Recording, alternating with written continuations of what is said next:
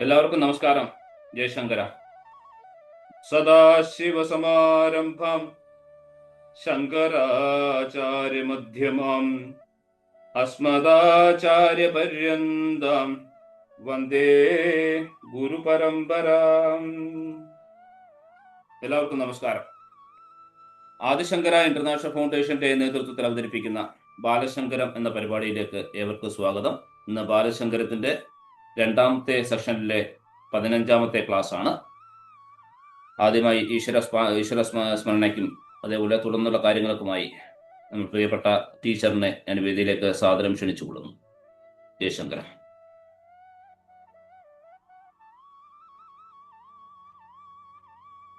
നമസ്തേ. ജയശങ്കര. എല്ലാവർക്കും സുസ്വാഗതം. ആദ്യമായി നമുക്ക് ശാന്തി മന്ത്രം ചൊല്ലാം. ശാന്തി മന്ത്രം ചൊല്ലുന്നതിന് അമൃതവർഷിണിയെ ഏറെ സ്നേഹത്തോടെ ക്ഷണിക്കുന്നു. അമൃതവർഷിണി. നമസ്തേ. ജയശങ്കര. ഓം സഹനാവവതു സഹനൗ ഭൂനക്തു സഹ വീര്യം കരവാവഹൈ തേജസ്വിനാമധീതമസ്തു മാ വിദ്വിഷാവഹൈ. ഓം ശാന്തി ശാന്തി ശാന്തി.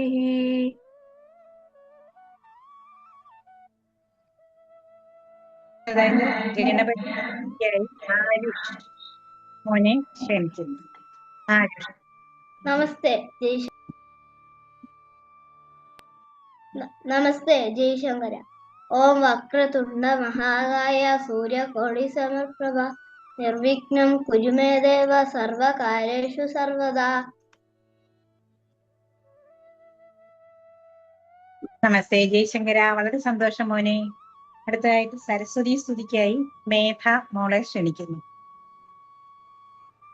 മേധ.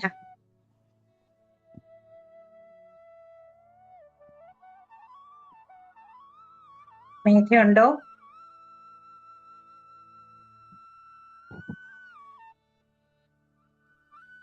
മേഘ എന്നുള്ള പേര് കാണുന്നില്ല.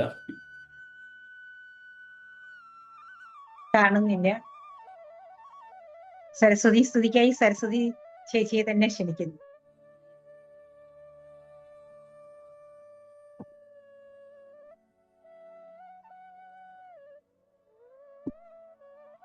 സരസ്വതി ചേച്ചി.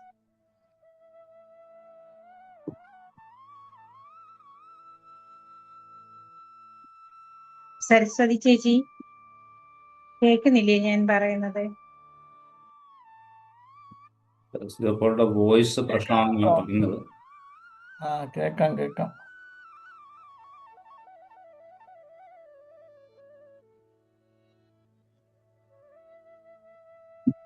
നെറ്റിന്റെ കംപ്ലൈന്റ് ആയിരിക്കും. എന്നാല്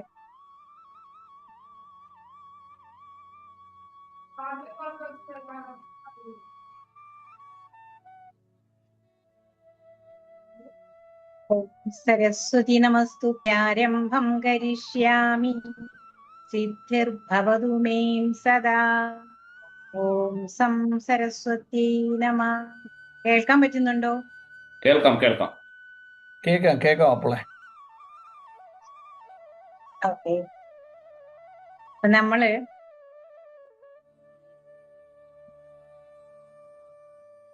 ജഗദ്ഗുരു ആദിശങ്കരാചാര്യ സ്വാമികളെ കുറിച്ചായിരുന്നു കഴിഞ്ഞ ക്ലാസ്സുകളിലായിട്ട് ശങ്കര സ്മൃതി ദിനത്തിന് നമുക്ക് അവിടെ അവതരിപ്പിക്കാൻ പാകത്തിന് ഒരു ഏകദേശ രൂപം മനസ്സിലാക്കുമ്പോൾ 6 കഥകളാണ്.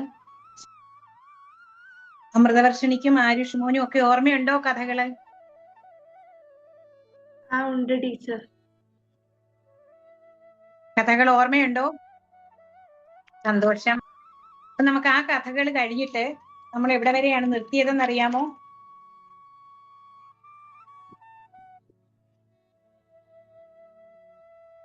നമ്മള് കനകധാരാ സ്തോത്രം സ്വർണത്തുമന അത് പറഞ്ഞല്ലോ, അറിയാമല്ലോ. ശങ്കരാചാര്യ സ്വാമികള് കനകധാരാ സ്തോത്രം ചൊല്ലി സ്വർണ്ണ നെല്ലിക്ക പൊഴിച്ച കഥ അറിയാമല്ലോ. നമ്മൾ ഇതുവരെയാണ് പറഞ്ഞത്. മാഹിഷ്മതിയിലെ നർമ്മദാ നദിയിലെ ജലത്തെ കമണ്ഡലുവിൽ ഒതുക്കിയത് അല്ലേ? ഒരു പ്രളയം വന്നപ്പോഴ് പ്രളയ ജലത്തെ കമണ്ഡലുവിൽ ഭഗവാൻ യോഗശക്തി കൊണ്ട് ഒതുക്കിയ കഥ വരെയായിരുന്നു നമ്മൾ പറഞ്ഞത്. ഇനി അങ്ങനെ യാത്ര തുടർന്ന് ഈ സന്യാസി ശ്രേഷ്ഠം ശങ്കരാചാര്യ സ്വാമികളുടെ നേതൃത്വത്തില് അദ്ദേഹത്തിനോടൊപ്പം കുറെ ശിഷ്യന്മാരും ചേർന്ന് ഇങ്ങനെ യാത്ര പോവുക. ഭാരതം മുഴുക്കെ 3 വട്ടം സഞ്ചരിച്ചു. അങ്ങനെ യാത്ര പോവുകയാണ്. അപ്പൊ അരുണ, വരുണ, അസി എന്നീ 2 നദികൾക്ക് മധ്യേ കിടക്കുന്ന വരുണാസി അഥവാ കാശി എന്ന് പറയുന്ന സ്ഥലത്തേക്ക് പിന്നീട് അവര് എത്തിച്ചേരുകയാണ്. ആ കാശിയിൽ ചെന്ന് കഴിയുമ്പോഴ് ആ കാശിക്ക് ഒരു പ്രത്യേകതയുണ്ട്. കാശിയിലെ ഏത് ഭഗവാനാണെന്ന് അറിയാമോ? എല്ലാവർക്കും അറിയാവുന്ന കാര്യമാണ്. കാശി ആരാണ് അവിടെ? കാശി വിശ്വനാഥൻ. 4 വേദങ്ങളിലും പുരാണങ്ങളിലും ഇതിഹാസങ്ങളിലും എല്ലാം ഏറ്റവും പുണ്യ സങ്കേതം എന്ന് പറയുന്ന സ്ഥലമാണ്. എല്ലാ വേദങ്ങളിലും പുരാണങ്ങളിലും പരാമർശിക്കുന്ന ഒരു പുണ്യ സങ്കേതമാണ് കാശി അഥവാ വാരണാസി. അവിടെ മഹാദേവന്റെ നഗരിയാണ്. അവിടേക്ക് ശങ്കരാചാര്യ സ്വാമികളും ശിഷ്യന്മാരും ചെല്ലുകയാണ്. അവിടെ ചെന്നിട്ട്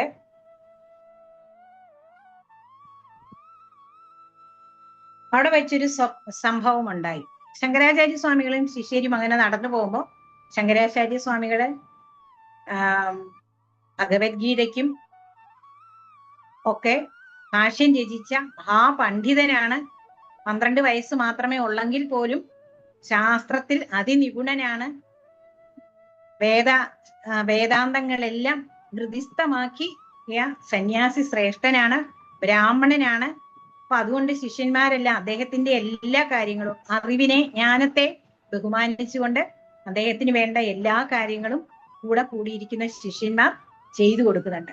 അപ്പൊ അങ്ങനെ അവര് കാശിയിലെത്തിയപ്പോ ശങ്കരാചാര്യ സ്വാമികൾ നടന്നു പോകുന്ന വഴിയിലേക്ക് ഒരു ചണ്ടാളൻ അവിടെ വരികയാണ്. അപ്പൊ വന്നിട്ട് എങ്ങനെയാണ് വരുന്നത്?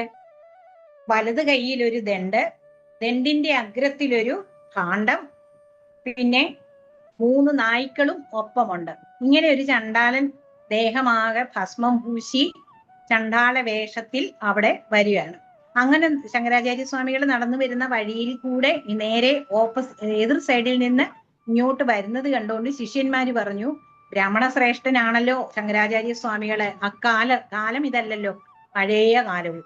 അപ്പൊ അവിടെ വർണ്ണ വ്യവസ്ഥകളൊക്കെ നിലനിന്നിരുന്ന ആ കാലത്ത് അവര് പെട്ടെന്ന് പറഞ്ഞു, മാറിപ്പോകൂ എന്ന്. ശങ്കരാചാര്യ സ്വാമികളല്ല പറഞ്ഞത്, കൂടെ ഉണ്ടായിരുന്ന ശിഷ്യന്മാര് ആ ചണ്ടാലനോട് പറഞ്ഞു, മാറിപ്പോകൂ, വഴി മാറി തരൂ, ഈ ബ്രാഹ്മണ ശ്രേഷ്ഠൻ, ഈ ജ്ഞാനി നടന്ന് മുമ്പോട്ട് പോവട്ടെ എന്ന് പറയും. അപ്പൊ ആ വന്ന ചണ്ടാലൻ പറയുകയാണ്, ആരാണ് മാറേണ്ടത്? പോകേണ്ടത് ദേഹിയോ ദേഹമോ എന്ന് ചോദിക്കുന്നു. അപ്പൊ വന്നത് ശരിക്കും ആ കാശി വിശ്വനാഥൻ തന്നെ ചണ്ടാല വേഷത്തിൽ ദ്വൈതം എന്ന ഭാവത്തെ ഇല്ലാതാക്കുന്നതിന് വേണ്ടി, ശങ്കരാചാര്യ സ്വാമികൾക്ക് ആ ദേഹബോധം ഇല്ലാതാക്കുന്നതിന് വേണ്ടി വന്നതായിരുന്നു.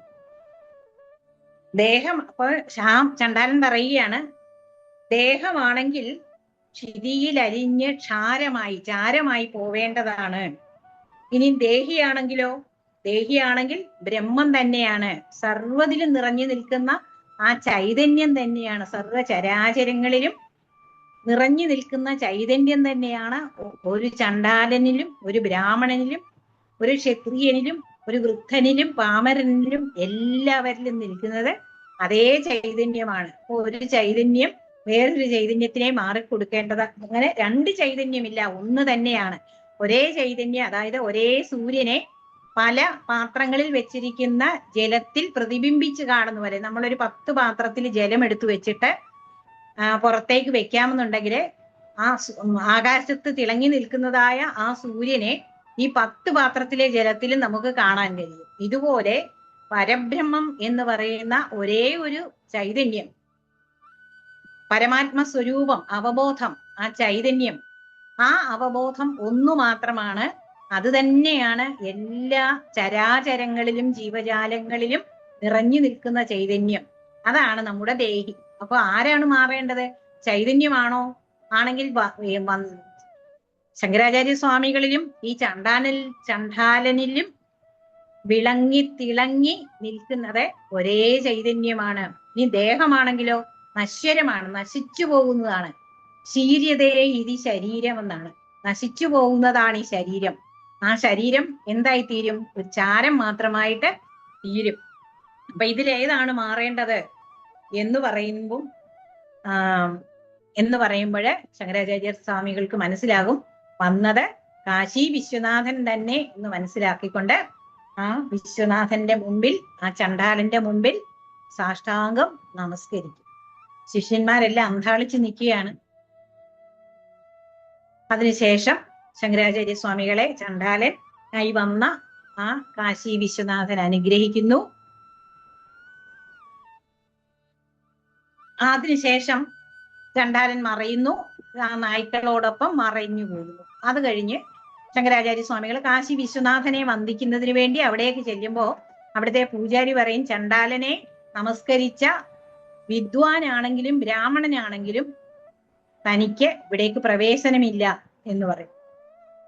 കാരണം ഇത് ശിവന്റെ സന്നിധിയാണ്. ആ സന്നിധിയിലേക്ക് ചണ്ഡാലനെ നമസ്കരിച്ച, അക്കാലത്ത് ചണ്ഡാലന്മാർക്കൊന്നും ജാതിയിൽ താണവർക്കൊന്നും ക്ഷേത്രത്തിൽ പ്രവേശനമില്ല.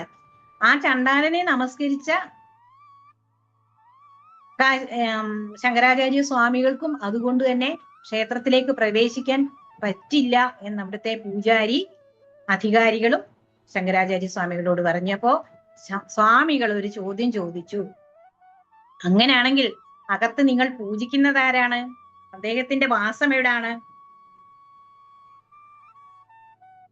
ജടാധാരിയാണ്, ശ്മശാനവാസിയാണ്, ചുടലഭസ്മധാരിയാണ്. അങ്ങനെയുള്ള ഒരാളെയാണ് നമസ്കരിച്ചത് എന്നതുകൊണ്ട് എനിക്ക് ക്ഷേത്രത്തിലേക്ക് പ്രവേശനമില്ലെങ്കിൽ മഹാചണ്ഡാലനും ജടാധാരിയും അതുപോലെ ശ്മശാനവാസിയുമായ ചുടലഭസ്മധാരിയുമായ ഭഗവാനെ അല്ലേ നിങ്ങൾ പൂജിക്കുന്നത് എന്ന് ചോദിച്ചപ്പോ പൂജാരിക്കും ഭരണാധികാരികൾക്കും ഉത്തരം മുട്ടിപ്പോയി. ശരിയല്ലയോ? മഹാദേവന്റെ കാര്യങ്ങളും ഇതൊക്കെ തന്നെ അല്ലയോ? അങ്ങനെ ആ ഒരൊറ്റ ചോദ്യം കൊണ്ട് തന്നെ പൂജാരിയും ആ ഭരണാധികാരികളും ശങ്കരാചാര്യരുടെ മഹത്വത്തെ മനസ്സിലാക്കുകയും ആചാര്യസ്വാമികളെ സ്വീകരിച്ച് കാശി വിശ്വനാഥനെ വണങ്ങാൻ അനുവാദം കൊടുക്കുകയും ചെയ്തു. അപ്പം എല്ലാ സർവചരാചരങ്ങളിലും നിറഞ്ഞിരിക്കുന്നത് ഏകമായ ആ ചൈതന്യം തന്നെയാണ് എന്നുള്ള ബോധമാണ്, അദ്വൈത ബോധമാണ് ഇവിടെ പ്രചരിപ്പിക്കുന്നത്. അത് കഴിഞ്ഞിട്ട് അവിടെ കുറെ നാള് കാശി വിശ്വനാഥന്റെ സവിധത്തിലിരുന്നു. ആ കാശി വിശ്വനാഥന്റെ സവിധത്തിലിരിക്കുമ്പോഴാണ് ഭഗവത്ഗീത, മഹാഭാരതത്തിലെ വ്യാസനാൽ എഴുതപ്പെട്ടതായ ഇതിഹാസമായ മഹാഭാരതത്തിലെ ഭഗവത്ഗീതയ്ക്ക് ശങ്കരൻ ഭാഷ്യം രചിക്കുന്നു. അങ്ങനെ കാശിയിൽ വെച്ച് ഭഗവത്ഗീതയ്ക്ക് ഭാഷ്യമൊക്കെ രചിച്ച്, നിങ്ങൾക്ക് മനസ്സിലാവുന്നുണ്ടോ ഞാൻ പറയുന്നത്? ഉണ്ട് ടീച്ചർ. ഓക്കെ.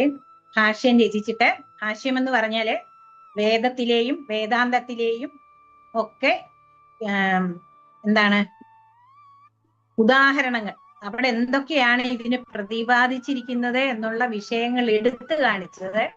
ഒരു കാര്യം പറയുമ്പം ഇത് ഇന്ന ഭാഗത്ത് നിന്ന് എടുത്തിട്ടുള്ളതാണ്, ഇതിന്റെ ആശയം ഇന്ന ഭാഗത്ത് കാണുന്നതാണ്, അതാണ് ഇതിന് ഉപോത്ബലകമായിട്ടുള്ളത് എന്ന് പറഞ്ഞുകൊണ്ട് ഭാഷ്യം രചിച്ചത് ഓർത്തിരിക്കണേ, കാശിയിൽ വെച്ചാണ്. അങ്ങനെ കാശിയിൽ വെച്ച് അതൊക്കെ രചിച്ചതിന് ശേഷം നല്ല സത്സംഗങ്ങളൊക്കെ നടത്തി, കാശിയിലെ അനാചാരങ്ങളൊക്കെ ഉണ്ടായിരുന്നെങ്കിൽ അതിനൊക്കെ നിർമൂലനം ചെയ്യുന്നതിന് വേണ്ട മാർഗങ്ങളൊക്കെ ചെയ്ത് സന്യാസി ശ്രേഷ്ഠന്മാരെയൊക്കെ തന്നെ അതിനൊക്കെ നിയോഗിച്ചതിന് ശേഷം വീണ്ടും യാത്ര തുടർന്ന് ഹരിദ്വാറിലേക്കാണ് പോയത്. അവിടെ നിന്ന് ഋഷികേശിൽ പോകുന്നു. ഋഷികേശിൽ വെച്ച് വസിഷ്ഠ ഗുഹയിലേക്ക് എത്തുകയാണ്. ഋഷികേശിലെ വസിഷ്ഠ ഗുഹയിൽ എത്തുമ്പോൾ അവിടെ ഒരു യോഗി ധ്യാന നിമഗ്നനായിട്ടിരിക്കുന്നത് കാണുന്നു. അവിടെ വെച്ചാണ് വസിഷ്ഠ മുനി തന്നെയായിരുന്നു അത്. വസിഷ്ഠ മുനി പറഞ്ഞു, അങ്ങ് എത്രയും വേഗം മുനിയെ കാണുക, ബാദരായണനെ കാണുക, അദ്ദേഹം അങ്ങയ്ക്ക് വേണ്ടി കാത്തിരിക്കുന്നു എന്ന് പറയുന്നു. അപ്പം വ്യാസഗുഹ എവിടാണെന്ന് അറിയാമോ? ബദരീനാഥിലാണ് വ്യാസഗുഹ. നമ്മൾ ബദരി പോകുമ്പോൾ നമുക്ക് വ്യാസഗുഹയൊക്കെ നമുക്ക് കാണാം. അങ്ങനെ അവിടെ നിന്ന് ഋഷികേശിൽ നിന്ന് വസിഷ്ഠ മുനിയുടെ നിർദ്ദേശപ്രകാരം വ്യാസനെ കാണുന്നതിന് വേണ്ടി, ഭഗവാൻ വ്യാസ മഹർഷിയെ കാണുന്നതിന് വേണ്ടി നേരെ ഹരിദ്വാറിലേക്ക് പോവുകയാണ്. അവിടെ ചെന്നപ്പോ ബദരിയിലേക്ക് പോവുകയാണ്. അങ്ങനെ ഹരിദ്വാറിലൂടെ ഋഷികേശിലൂടെ ജ്യോതിർധാമിലെത്തി. ജ്യോതിർധാമിൽ പിന്നീടൊരു 4 ധാമങ്ങൾ 4 ആശ്രമങ്ങൾ ചെയ്യുമ്പോൾ അതിലൊന്ന് ജ്യോതിർധാമില, ജ്യോതിഷ്മഠം ഇപ്പൊ അറിയപ്പെടുന്നു. അപ്പൊ അവിടുന്ന് നേരെ ബദരിയിലേക്ക് വരുന്നു. ബദരിയിൽ വരുമ്പോ ഇന്ന് നമ്മൾ കാണുന്ന ബദരി ക്ഷേത്രമില്ല. ആ ക്ഷേത്രത്തിന്റെ സ്ഥലത്ത് ഒരാശ്രമം ഉണ്ടായിരുന്നു. പക്ഷെ അവിടെ ഒരു വിഗ്രഹം ഉണ്ടായിരുന്നില്ല. അന്നത്തെ ബുദ്ധ അനുയായികളും ജൈന അനുയായികളും ഒക്കെ ചേർന്ന്, കാപാലികരും ഒക്കെ ചേർന്ന് അവിടെ ഉണ്ടായിരുന്ന ആ ക്ഷേത്രത്തെ ആക്രമിച്ച് ആ വിഗ്രഹത്തെ എടുത്ത് നദിയിൽ എറിഞ്ഞിരുന്നു. അതുകൊണ്ട് അവിടെ വിഗ്രഹമില്ലായിരുന്നു, പൂജകളൊന്നും നടക്കുന്നില്ല. ഇത് കണ്ടപ്പോ ശങ്കരാചാര്യ സ്വാമികൾക്ക് വളരെ വിഷമം തോന്നി. അന്നേരം കാരണം ബദരി എന്ന് പറയുന്നത് ഭാഗവതത്തിലും ഒക്കെ വളരെ പുണ്യമായി പറയുന്ന ഒരു സ്ഥലമാണ്. അപ്പൊ അവിടെ ഇങ്ങനെ എന്താണ് ഭഗവാന്റെ ഒരു സ്ഥലം തന്നെയാണ്. ഭഗവാൻ നിത്യ സാന്നിധ്യം ചെയ്യുന്ന ഒരു സ്ഥലമാണ് ബദരികാശ്രമം. ആ ബദരികാശ്രമത്തിലെ അവസ്ഥ കണ്ടപ്പോ നമ്മുടെ സ്വാമിജിക്ക് അതിഭയങ്കരമായ വിഷമം തോന്നി. അപ്പം വിഗ്രഹമില്ല, വിഗ്രഹം ഇങ്ങനെ നദിയിൽ എറിഞ്ഞു കളഞ്ഞു എന്ന് പറഞ്ഞപ്പോ സ്വാമിജി തന്നെ ആ നദിയിൽ മുങ്ങിത്താണ് നാരദകുണ്ഡ് എന്ന് പറയും, നമുക്ക് അവിടെ ചെല്ലുമ്പോൾ കാണാം. നാരദകുണ്ടിൽ ഇറങ്ങി ആ വിഗ്രഹം, അന്ന് എത്ര വയസ്സുണ്ട്? വെറും 13 വയസ്സ് മാത്രമേ ഉള്ളൂ ശങ്കരാചാര്യ സ്വാമികൾക്ക്. ആ ബാലശങ്കരനായ അദ്ദേഹം ഈ നാരദകുണ്ടിൽ നമുക്കങ്ങോട്ട് ഇറങ്ങാൻ പോലും ഒക്കുന്ന ഒരവസ്ഥയല്ല. അവിടെ ചെന്ന് കാണുമ്പോൾ നമുക്കറിയാം. അവിടെയൊക്കെ എടുത്തു ചാടി ആ പത്മാസനസ്ഥനായ വിഷ്ണു വിഗ്രഹം, സാളഗ്രാമം കൊണ്ടുണ്ടാക്കിയ വിഗ്രഹത്തെ തപ്പിയെടുത്ത് നദിക്കടിയിൽ നിന്ന്, നാരദകുണ്ടിൽ നിന്ന് എടുത്ത് അവിടെ പ്രതിഷ്ഠിച്ച് ശങ്കരാചാര്യ സ്വാമികൾ തന്നെയാണ് ഇന്ന് കാണുന്ന ബദരീനാഥിലെ ആ വിഗ്രഹം അവിടെ പ്രതിഷ്ഠിച്ചത്. അങ്ങനെ പ്രതിഷ്ഠ നടത്തിയിട്ട് തന്നോടൊപ്പം കാലടിയിൽ നിന്നേ ഒപ്പം വന്നിരുന്ന ഒരാളുണ്ടായിരുന്നു.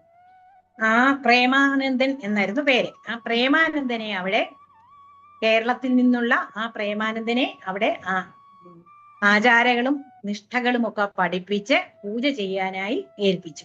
അന്നു മുതല് ആ ബദരിനാഥില് പൂജ ചെയ്യുന്ന ആളിന് റാവൽജി എന്ന സ്ഥാനപ്പേരും നൽകി. അങ്ങനെ റാവൽജിമാരാണ് ദക്ഷിണ ദേശത്ത് നിന്നുള്ള ശങ്കരാചാര്യ സ്വാമികൾ തന്നെ ഏർപ്പാടാക്കിയ കുടുംബത്തിൽ നിന്നുള്ളവരാണ് ഇന്നും റാവൽജി എന്ന സ്ഥാനപ്പേരോടുകൂടി ബദരിയിൽ പൂജ കഴിക്കുന്നത്.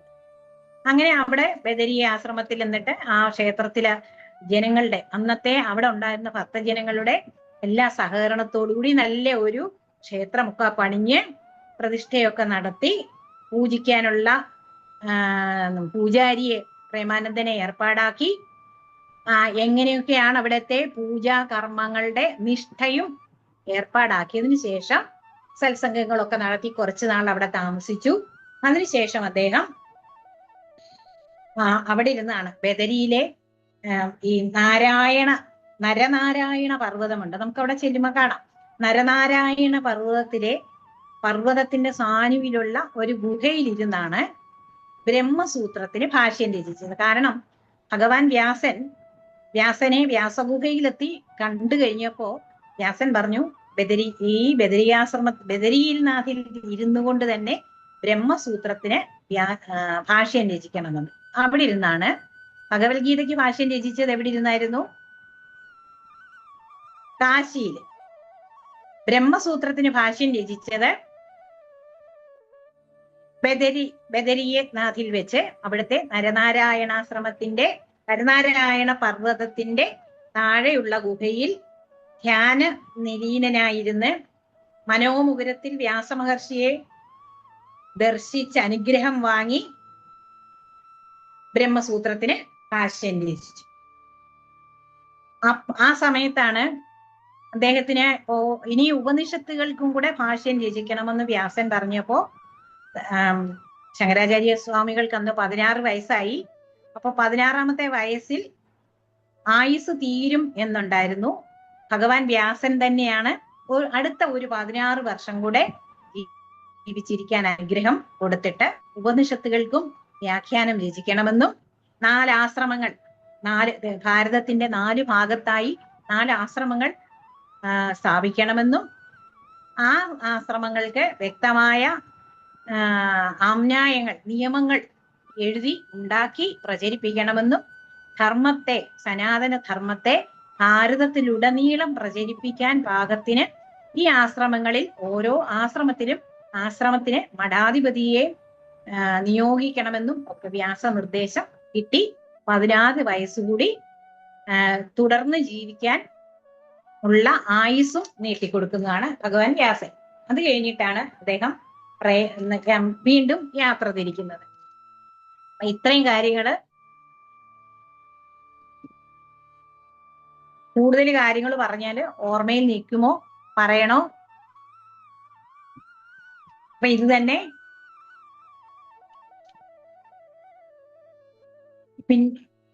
പിന്നെ പ്രയാഗിലേക്കാണ് പോകുന്നത്. എങ്കിൽ ആ കഥ കൂടെ പറയാം. അവിടെ പ്രയാഗിൽ വെച്ച് അത് കഴിഞ്ഞ് അദ്ദേഹം നടന്ന് പ്രയാഗിലെത്തുന്നു. ആ പ്രയാഗിലെത്തുമ്പോ അവിടെ രാജശേഖരൻ എന്നൊരു കവി അവിടെ വരികയാണ്. രാജ സദസ്സിലെ വലിയ പണ്ഡിതനായ ഒരു കവിയാണ് രാജശേഖരൻ. അപ്പൊ രാജശേഖരൻ അവിടെ വരുമ്പോ സ്വാമിജിയെ കാണുന്നു. അദ്ദേഹത്തിന്റെ ഏറ്റവും വലിയൊരു ആഗ്രഹമായിരുന്നു, അദ്ദേഹം ഒരു നാടകം എഴുതിയായിരുന്നു, കർപ്പൂരമഞ്ജരി എന്നൊരു നാടകം എഴുതിയായിരുന്നു. അത് സ്വാമിജിയെ വായിച്ച് കേൾപ്പിച്ച് അനുഗ്രഹം വാങ്ങിച്ച് വേണം പ്രദർശനത്തിന് ഇറക്കാൻ എന്ന് അദ്ദേഹത്തിന് ഒരു ആഗ്രഹം ഉണ്ടായിരുന്നു. അപ്പൊ അതുകൊണ്ട് സ്വാമിജിയുടെ അടുത്ത് വന്ന്, ഞാൻ ഇങ്ങനെ ഒരു സംസ്കൃത നാടകം രചിച്ചിട്ടുണ്ട്, അങ്ങ് കേട്ട് മാറ്റങ്ങൾ വരുത്തണമെങ്കിൽ മാറ്റം വരുത്തി അങ്ങയുടെ അനുഗ്രഹം വാങ്ങിച്ചതിന് ശേഷം മാത്രമേ ഞാനിത് തുടർന്ന് ഓരോ ചെയ്യുന്നുള്ളൂ എന്ന് പറഞ്ഞപ്പോ സ്വാമിജി ധ്യാനത്തിലിരുന്നു. രാജശേഖരൻ ഈ കർപ്പൂരമഞ്ജരി എന്ന സംസ്കൃത നാടകം, വളരെ ഉത്തമമായ നാടകമാണ്, അത് വായിക്കാൻ തുടങ്ങി.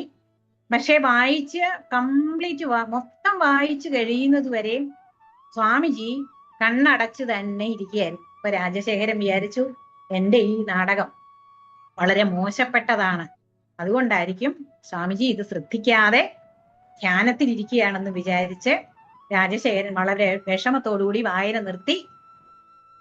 മൊത്തം വായിച്ചതിന് ശേഷം നോക്കിയപ്പം സ്വാമിജി കണ്ണടച്ചിരിക്കുന്നത് കണ്ടിട്ട് രാജശേഖരൻ അങ്ങ് എഴുന്നേറ്റ് പോയി വളരെ വിഷമത്തോടു കൂടി എഴുന്നേറ്റ് പോയി. പിന്നീട് ഈ രാജശേഖരൻ എന്ത് ചെയ്തു, ഈ കർപ്പൂരമഞ്ജരി എന്ന് പറഞ്ഞ സംസ്കൃത നാടകം എഴുതിയത് മൊത്തം കീറിക്കളഞ്ഞു, താളിയോലകൾ മൊത്തം കീറിക്കളഞ്ഞു. കാരണം മോശപ്പെട്ടതാണ്, ഞാനിതൊരു യോഗ്യനല്ല, ആയിരുന്നെങ്കിൽ സ്വാമിജി എനിക്കിത് അനുഗ്രഹിച്ചു തന്നേനെയുമല്ലോ എന്ന് വിചാരിച്ച്. പക്ഷേ രാജശേഖരൻ പോയി കഴിഞ്ഞപ്പോ സ്വാമിജി കണ്ണു തുറന്ന് നോക്കിയപ്പോഴത്തേക്ക് രാജശേഖരൻ പോയി കഴിഞ്ഞു. അപ്പൊ സ്വാമിജിക്കൊന്നും ചെയ്യാൻ പറ്റത്തില്ല. പിന്നീട് അദ്ദേഹത്തിന്റെ യാത്രയുടെ ഒരു ഘട്ടത്തിൽ വെച്ച് രാജശേഖരനെ വീണ്ടും സ്വാമിജി കാണുകയും, അപ്പൊ സ്വാമിജി ചോദിച്ചു, രാജശേഖര, ആ കർപ്പൂരമഞ്ജരി എന്ന നാടകം വളരെ നല്ല നിലയിൽ മുമ്പോട്ട് പോയി കാണുമല്ലോ എന്ന് പറയുമ്പോ, ഇല്ല സ്വാമിജി എന്നത് എന്നെ അനുഗ്രഹിക്കാതിരുന്നത് കൊണ്ട് ഞാനത് കീറിക്കളഞ്ഞു എന്ന് വളരെ വിഷമത്തോടുകൂടി രാജശേഖരൻ സ്വാമിജിയോട് പറയുമ്പോ, അതിന് വിഷമിക്കണ്ട, താളിയോലകളും നാരായവും എടുത്തുകൊള്ളൂ, ഞാനിതാ പറഞ്ഞു തരാം. അന്നേരം പറഞ്ഞു, എവിടുന്ന് അങ്ങ് പറഞ്ഞു തരും എന്ന് പറഞ്ഞപ്പോ, ഞാനൊന്ന് ധ്യാനത്തിൽ ഞാനെല്ലാം കേട്ടു, വളരെ ഉത്തമമായ നാടകമാണ്, അതുകൊണ്ട് അങ്ങ് അത് എഴുതിയെടുത്തുകൊള്ളൂ, ഞാൻ പറഞ്ഞു തരാം എന്ന് പറഞ്ഞ് വളരെ കാലത്തിന് ശേഷം, ഏതാണ്ട് 1 വർഷത്തിന് ശേഷം, ആ നാടകം കേട്ടതിന് ശേഷം 1 വർഷം കഴിഞ്ഞിട്ട് സ്വാമിജി അത് ധ്യാനത്തിൽ ഇരുന്നു കൊണ്ട് ഓരോന്നോരോന്നായി തുടക്കം മുതൽ ഒടുക്കം വരെ നിർത്താതെ ആ സംസ്കൃത നാടകം പറഞ്ഞു കൊടുക്കുകയും രാജശേഖരൻ സംതൃപ്തനായിട്ട് അത് എഴുതിയെടുക്കുകയും ചെയ്തു. അപ്പം ഒരു കാര്യം വെറുതെ കേൾക്കുമ്പം തന്നെ എങ്ങനെയാണ് സ്വാമിജി അത് ഹൃദിസ്ഥമാക്കിയത് എന്നാണ് നമുക്ക് ഇതിൽ നിന്ന് മനസ്സിലാക്കുന്നത്. അപ്പം അദ്ദേഹം ചെവി കൊണ്ട് കേൾക്കുക മാത്രമല്ല, അതിനെ തൻ്റെ തലച്ചോറിൽ രേഖപ്പെടുത്തുകയായിരുന്നു. നമ്മൾ മനസ്സിലായോ എന്ന് ചോദിക്കുമ്പോൾ അത് ഉള്ളിലേക്ക് ഗ്രഹിക്കുകയായിരുന്നു അദ്ദേഹം എന്നുള്ളതാണ് ഇതിൽ നിന്ന് മനസ്സിലാക്കുന്നത്. പിന്നീടുള്ള കഥകളും ഒക്കെ തന്നെ കുറച്ചും കൂടെ വലിയ കഥകളാണ്. നമുക്കതുകൊണ്ട് ഈ 2 കഥകളിലായിട്ട് നിർത്താം. ഞാൻ 1-2 കാര്യങ്ങൾ ചോദിച്ചാൽ അറിയാവുന്നതിന് ഉത്തരം പറയണം. ശങ്കരാചാര്യ സ്വാമികളുടെ അച്ഛന്റെ പേരറിയാമോ?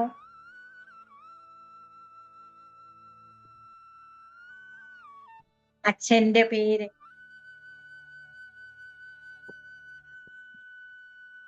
ഓക്കെ, ശിവഗുരു. ഇന്ന് പറഞ്ഞ കാര്യങ്ങളൊക്കെ മനസ്സിലായോ?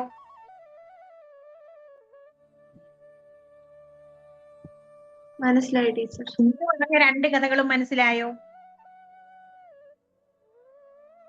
ഓക്കെ, കഴിഞ്ഞ ദിവസം പറഞ്ഞ കഥകളൊക്കെ മനസ്സിലായോ? മനസ്സിലായി ടീച്ചർ. വളരെ സന്തോഷം. നമുക്ക് ഇന്നിവിടെ നിർത്താം.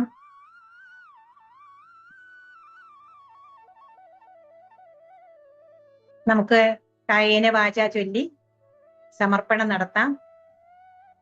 ഓക്കെ, മോള് ചൊല്ലുമോ കായേന വാച? ഇല്ല.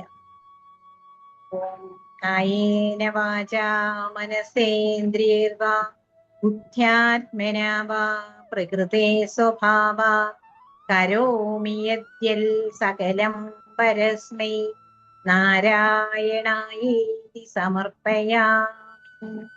സർവം ശ്രീനാരായണായേതി സമർപ്പയാമി.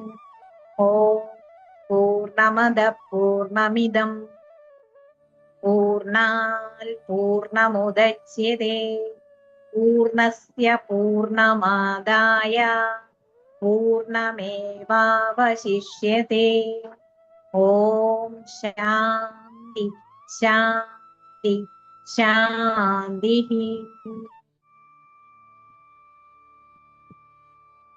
ഇന്ന് പറഞ്ഞതിന് 1-2 കാര്യം പറയാം. ശങ്കരാചാര്യ സ്വാമികള് കാശിയിൽ വെച്ചാണ് ഭഗവത്ഗീതയ്ക്ക് ഭാഷ്യം രചിച്ചത്. അവിടെ വെച്ച് മഹാദേവൻ ഏതു രൂപത്തിലാണ് ശങ്കരാചാര്യ സ്വാമികളുടെ അടുത്ത് എത്തിയത്? ചണ്ടാലന്റെ രൂപത്തിൽ. ചണ്ടാല വേഷത്തിലാണ്. പിന്നീട് ഏത് സ്ഥലത്തേക്കാണ് ശങ്കരാചാര്യ സ്വാമികൾ പോയത്? ഹരിദ്വാറിലേക്ക്, അവിടെ നിന്ന് ഋഷികേശിലേക്ക്, പിന്നെ ജ്യോതിർധാമിലേക്ക്, അവിടെ നിന്നാണ് ബദരീനാഥിലേക്ക് ചെന്നത്. ബദരീനാഥിൽ വെച്ച് നാരദ കുണ്ടിൽ നിന്ന് ഏത് വിഗ്രഹമാണ് ശങ്കരാചാര്യ സ്വാമികള് മുങ്ങിയെടുത്തത്?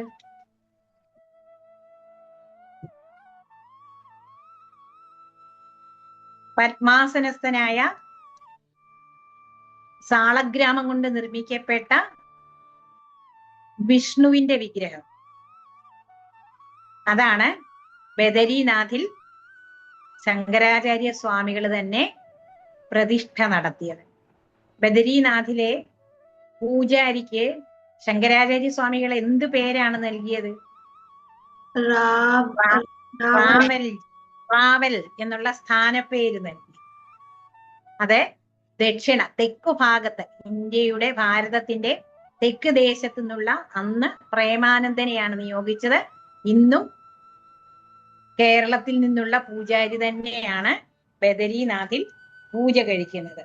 പിന്നെ അവിടെ നിന്ന് പോയിട്ട് വസിഷ്ഠ ഗുഹയിലെത്തി ഭഗവാൻ വസിഷ്ഠ മുനിയെ കാണുന്നു. അദ്ദേഹത്തിന്റെ അനുഗ്രഹത്തോടുകൂടി വ്യാസഗുഹയിലെത്തുന്നു. വ്യാസഗുഹയിൽ വെച്ച് ഭഗവാൻ വ്യാസൻ അദ്ദേഹത്തിന് ആയുസ് നീട്ടി കൊടുക്കുന്നുണ്ട്. എത്ര വർഷം കൂടെ കൊടുക്കുന്നുണ്ട്? 16 വർഷം കൂടെ. ഇനി ബദരീനാഥിലെ നരനാരായണ പർവ്വതത്തിന്റെ താഴെയുള്ള ഗുഹയിൽ ഇരുന്നു കൊണ്ടാണ് ബ്രഹ്മസൂത്രത്തിന് ഭാഷ്യം രചിച്ചത്. ബ്രഹ്മസൂത്രത്തിന് ഭാഷ്യം രചിച്ചത്.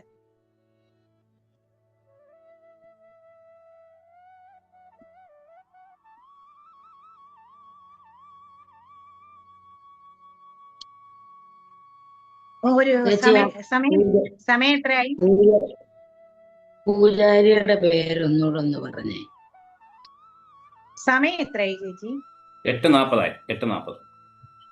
ഒരു കഥയും കൂടെ, പത്മപാദത്തെ കഥ പറയാൻ കേൾക്കാൻ മനസ്സിൽ നിൽക്കുമോ കുഞ്ഞുങ്ങൾക്ക്?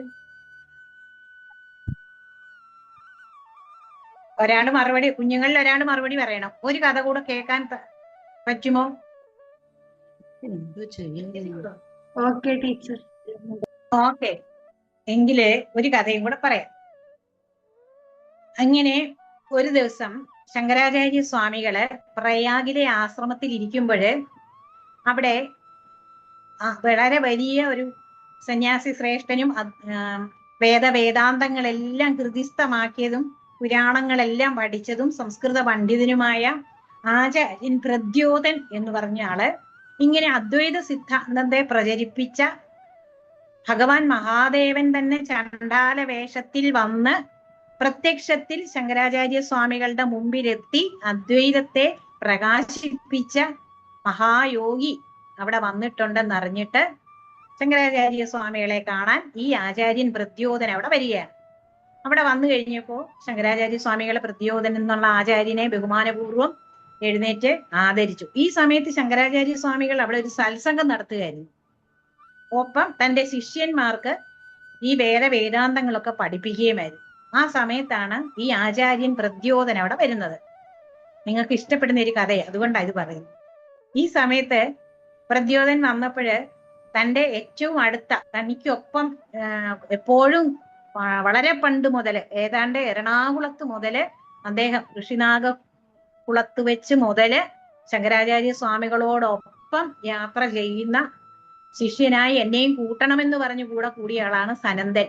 അപ്പൊ സനന്ദന് ആണ് ശങ്കരാചാര്യ സ്വാമികൾക്ക് ധ്യാനാവസ്ഥയിലൊക്കെ ഇരിക്കുമ്പോൾ ശിഷ്യന്മാരെ പഠിപ്പിക്കുന്നതിനും സത്സംഗങ്ങൾ നടത്തുന്നതിനും ഒക്കെ ഏൽപ്പിച്ചിരിക്കുന്നത് സനന്ദൻ എന്ന് പറയുന്ന തന്റെ ശിഷ്യനെയാണ്. അപ്പൊ ശങ്കരാചാര്യ സ്വാമികള് ഈ ആചാര്യൻ പ്രദ്യോതൻ വന്നപ്പോഴ് ഈ സനന്ദനെ വിളിച്ച് സത്സംഗം കണ്ടിന്യൂ ചെയ്യാനായിട്ട് ഏൽപ്പിക്കാമെന്ന് വിചാരിച്ചു.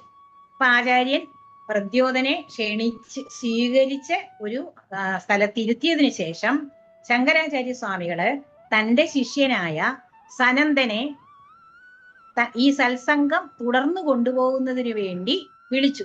സനന്ദ എന്ന് വിളിച്ചു. ഈ സമയത്ത് ഈ നദിക്ക്, നർമ്മദാ നദിയുടെ അക്കരെ നിൽക്കുകയായിരുന്നു സനന്ദൻ. അപ്പൊ സനന്ദൻ ഈ സമയത്ത് അക്കരെ നിൽക്കുകയായിരുന്നു. അപ്പൊ അക്കരെ നിൽക്കുകയായിരുന്ന സനന്ദന് ഗുരു ഇപ്പുറത്തെ നദിക്ക് ഇക്കരെ നിന്ന് വിളിച്ചപ്പോ പെട്ടെന്ന് വരണമല്ലോ, ഗുരു അല്ലേ വിളിച്ചത്. ശങ്കരാചാര്യ സ്വാമികള് തന്റെ ശിഷ്യനായ സനന്ദനെ സനന്ദ എന്ന് വിളിച്ചപ്പോ വിളി കേട്ട സനന്ദൻ നദിക്ക് അക്കരെയായിരുന്നത് കൊണ്ട് മറ്റൊന്നും ചിന്തിക്കാതെ ഗംഗാ നദിയെയും പ്രാർത്ഥിച്ച് മഹാദേവനെയും പ്രാർത്ഥിച്ച് തന്റെ ഗുരുവായ ശങ്കരാചാര്യ സ്വാമികളെ സ്മരിച്ചുകൊണ്ട് ആ നദിയുടെ മുകളിൽ കൂടെ, നദിയുടെ ജലത്തിനുപരികളിൽ കൂടെ അടിവെച്ചിങ്ങ് നടന്ന് നദിക്ക് ഇക്കരെ എത്തി. അപ്പൊ ഓരോ പാദങ്ങൾ എടുത്തു വെച്ചപ്പോഴും ആ സനന്ദന് തോന്നി പത്മങ്ങൾ വിടർന്ന് നിന്ന് തന്റെ പാദങ്ങളെ നമ്മള് ആറ്റിലെ ഗംഗാനദിയിലെ ജലത്തിലോട്ട് കാലെടുത്ത് വെച്ച് നടന്നാൽ എങ്ങനെ ഇരിക്കും? എന്ത് പറ്റും നമുക്ക്? ഗംഗാനദിയിലെ കുറുകെ നമ്മൾ കടക്കാൻ വേണ്ടി ജലത്തിന് മീതെ നടന്നാൽ നമുക്ക് എന്ത് പറ്റും? മുങ്ങിപ്പോകും. ഇവിടെ സനന്ദൻ മുങ്ങിപ്പോയില്ല. ഗുരുവിന്റെ കാരുണ്യം കൊണ്ട്, ഗുരു ഭക്തി ഉണ്ടായിരുന്നത് കൊണ്ട് ഓരോ കാലെടുത്ത് വേറെ ഒന്നും സനന്ദൻ ചിന്തിച്ചില്ല. ഗുരു വിളിക്കുന്നു, എത്രയും വേഗം ഗുരു സമക്ഷം എത്തുക എന്ന് മാത്രമേ ചിന്തിച്ചുള്ളൂ. അപ്പൊ ഓരോ പാദങ്ങൾ എടുത്തു വെച്ചപ്പോ ഓരോ പാദങ്ങളും ആ ഗുരുഭക്തിയുടെ എന്താണ് ഗുരുഭക്തി കാരണം ഓരോ പത്മങ്ങൾ വിരിഞ്ഞ് അതിൽ വെക്കുന്നത് പോലെ തോന്നി, മുങ്ങിപ്പോയില്ല. അങ്ങനെ പാദങ്ങൾ പത്മങ്ങളിൽ വെച്ച പോലെ ഗംഗാ നദിക്ക് ഇക്കരെ വന്നതുകൊണ്ട് ഗുരു പോലും അതിശയപ്പെട്ടു. ഗുരുവിന്റെ മഹത്വമാണ് ഇവിടെ കണ്ടതെന്ന് ആചാര്യൻ പ്രദ്യോതനും മനസ്സിലായി. ശങ്കരാചാര്യ സ്വാമികളെ സ്മരിച്ചുകൊണ്ട് ഗംഗാനദിക്ക് കുറുകെ വെള്ളത്തിനു മീതെ നടക്കാൻ പറ്റുമെങ്കിൽ ആ ഗുരുവിന്റെ മഹത്വം എത്രയായിരിക്കുമെന്ന് ആചാര്യൻ പ്രദ്യോതന് മനസ്സിലായോ?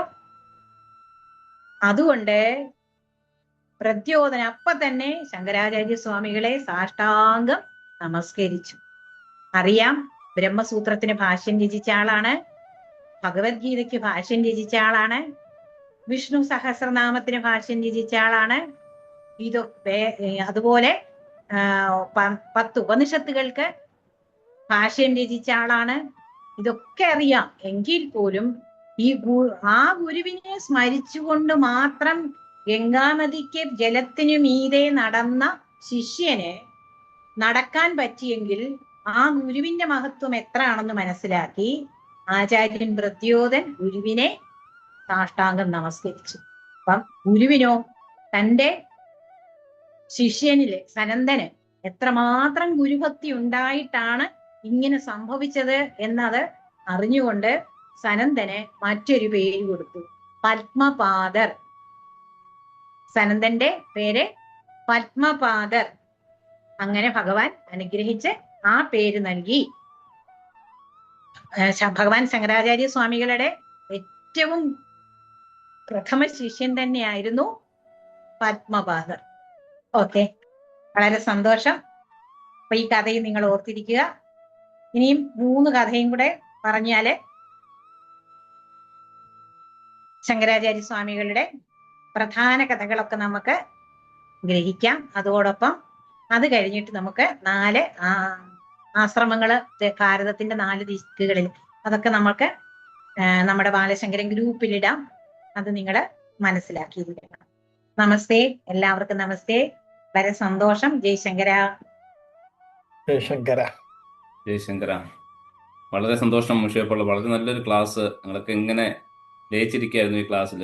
കുട്ടികളുടെ എനിക്ക് തോന്നുന്നു എക്സാം ഒക്കെ നടക്കുന്നതുകൊണ്ടാവാം കുട്ടികളുടെ ഒരു കുറവ് ഇന്നത്തെ ക്ലാസ്സിന് സംഭവിച്ചിട്ടുണ്ട്. സാരമില്ല, നമുക്ക് അടുത്ത ക്ലാസ്സിൽ കൂടുതൽ കുട്ടികൾ പങ്കെടുക്കുമെന്ന് കരുതാം. വെക്കേഷനൊക്കെ വരികയാണ്, കുട്ടികൾക്ക് എക്സാം നടക്കുന്നു, അതുകൊണ്ടൊക്കെ ആവുമെന്ന് കരുതുന്നു. പിന്നെ ഇന്നത്തെ ബാലശങ്കര പൂർണ്ണമാകുന്നതിന് മുമ്പ് 2 വാക്ക്, അതായത് ജഗദ്ഗുരു ആദിശങ്കരാചാര്യ സ്വാമികളുടെ ജയന്തി ആഘോഷം നമ്മൾ അടുത്ത മാസം ഏപ്രിൽ മാസം 19-ാം തീയതി, ഏപ്രിൽ 21-നാണ് ജയന്തി. പക്ഷെ നമ്മൾ ഇപ്രാവശ്യം ശങ്കര സ്മൃതി എന്നുള്ള ശ്രീശങ്കര സ്മൃതി എന്നുള്ള പേരിൽ നമ്മൾ പത്തനംതിട്ട ശ്രീ ശാന്താനന്ദ ഋഷിജ്ഞാന സാധനാലയത്തിൽ വെച്ച് കൊണ്ടാടുകയാണ്. ഏപ്രിൽ 19 ഞായറാഴ്ച. അപ്പൊ എല്ലാ കൂട്ടുകാരും ഇന്നിവിടെ സന്നിഹിതരായിരിക്കുന്ന എല്ലാവരും ആ ചടങ്ങിൽ പങ്കെടുക്കുക. വളരെ നല്ലൊരു പരിപാടിയായിട്ട് നമ്മളത് കൊണ്ടാടുക, നല്ലൊരു ആഘോഷമായിട്ട് നമ്മൾ കൊണ്ടാടുകയാണ്. തീർച്ചയായിട്ടും അവിടെ നിങ്ങളെല്ലാവരും വന്നെത്തുക. പത്തനംതിട്ട വളരെ ശാന്തമായ ഒരു അന്തരീക്ഷത്തിലായിരിക്കും. ഒരു കുന്നിന്റെ മുകളിലുള്ള ഒരു ആശ്രമമാണ്. എല്ലാവർക്കും ഇഷ്ടപ്പെടുന്ന ഒരു ലൊക്കേഷനും കൂടിയാണ്. തീർച്ചയായിട്ടും നിങ്ങൾ എല്ലാവരും പങ്കെടുക്കുക അതിൽ. ജയേട്ടനെ ഞാൻ വേദിയിലേക്ക് ആദരവോടെ സ്വാഗതം ചെയ്യുന്നു 2 വാക്ക് സംസാരിക്കുന്നതിനായി. ജയേട്ടൻ. ഇല്ല, ജ്യോതിഷ പറഞ്ഞതുപോലെ ഉഷയപ്പോളുടെ ക്ലാസ് പൂർണ്ണമായിട്ടും വളരെ ഗംഭീരമായിരുന്നു. ഞാനും ലയിച്ചിരുന്നു. പല കഥകളും നമ്മളും ധരിച്ചിട്ടില്ല. അപ്പോൾ നമുക്കും ഈ അറിവ് ലഭിച്ചു എന്നുള്ളത് ചാരിതാർത്ഥജനകമാണ്. ശരിയാണ്, കുട്ടികൾ കുറവാണ്. ഇനിയും കുട്ടികളെ നമ്മൾ കൂടുതൽ ഉണ്ടാവണം എന്ന് വേണ്ടി പ്രവർത്തിക്കേണ്ടിയിരിക്കുന്നു. മറ്റൊന്നും എനിക്ക് പറയാനില്ല. വളരെ നന്നായി ക്ലാസ്. ജയശങ്കര. എല്ലാവർക്കും നന്മയുണ്ടാകട്ടെ. ജഗദീശ്വരന്റെ കാരുണ്യ കടാക്ഷം എല്ലാവർക്കും ഉണ്ടാകട്ടെ എന്ന് ആത്മാർത്ഥമായി പ്രാർത്ഥിച്ചുകൊണ്ട് നമുക്ക് ഇന്നത്തേക്ക് ഇവിടെ വാങ്ങാം. എല്ലാവർക്കും നന്മയുണ്ടാകട്ടെ. ലോക സമസ്ത സുഖനോ പോകും. ജയശങ്കര. ജയശങ്കര. ജയശങ്കര. ജയശങ്കര. ജയശങ്കര. ജയശങ്കര.